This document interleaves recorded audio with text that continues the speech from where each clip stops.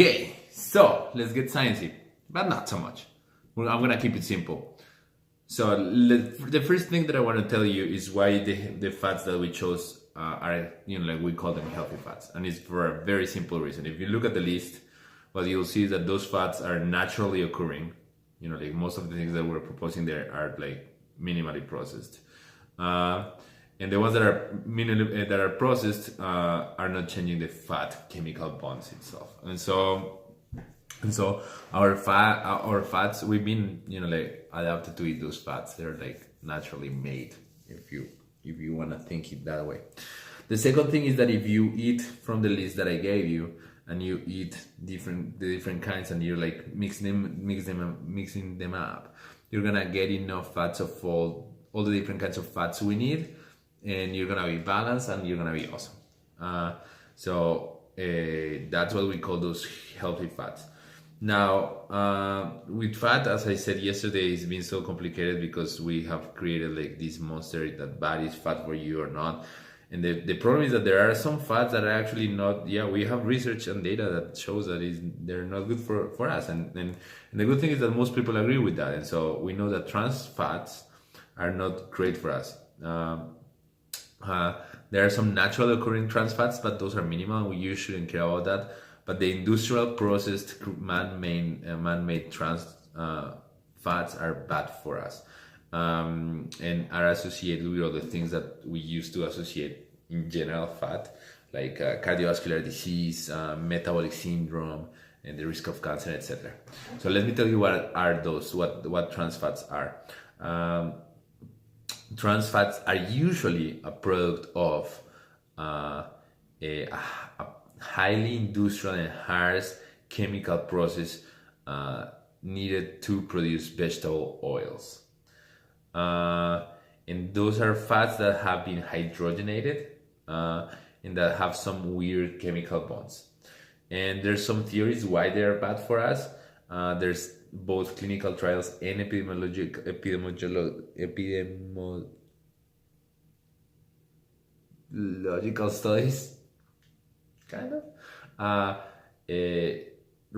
showing that the consumption of vegetable oils that have trans fats are not good for us, and so that's basically what you need to know. I'm not gonna go into the chemistry of the thing.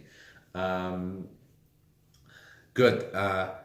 There's a book that explains this very, very well called Deep Nutrition. So if you want to research that, the second part of the book, the first part of the book is not so awesome. The second part of the book is very good, and it explains the role of trans fats and hydrogenated fats and highly processed fats and what they're bad for us. So I invite you to read that if you're interested in that. Good. But in practical terms, what you need to know is you're gonna avoid the consumption of trans fats as much as you can. In most foods, you're gonna find the food label and then it's gonna say trans fat. Just be aware that because of the FDA rules, for any nutrient, you can report that your serving has 0 grams of any given nutrient, trans fat, sugar, whatever it is. If it has less than 1 gram.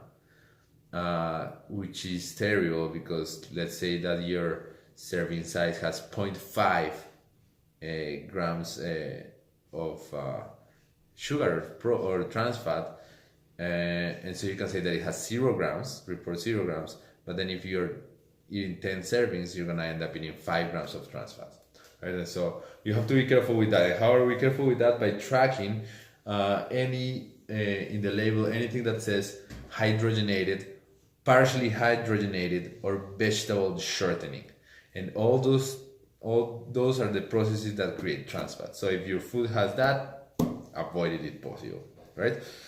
Good.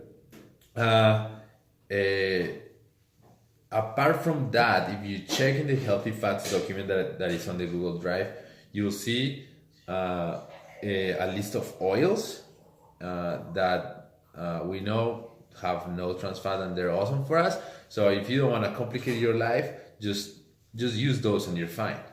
If you want to have a more in-depth look and see which ones do you want to avoid, not just the ones that you want to consume, but the ones that you want to avoid, there in that document there's a link in which you can click, and you'll have a nicely done table of like consume this, don't consume this. That is very easy to follow. Good, but for now, all you need to know is that the fats that we're calling healthy are healthy because they're naturally occurring, and if you eat them, you know, like if you eat lots of them and mix them together, they're gonna give you a nice balanced profile of fats. They're gonna, you know, you're gonna get enough saturated fats, enough poly and monounsaturated fats, and a nice balance of them, so you'll be fine. That is it. Keep it simple. But if you wanna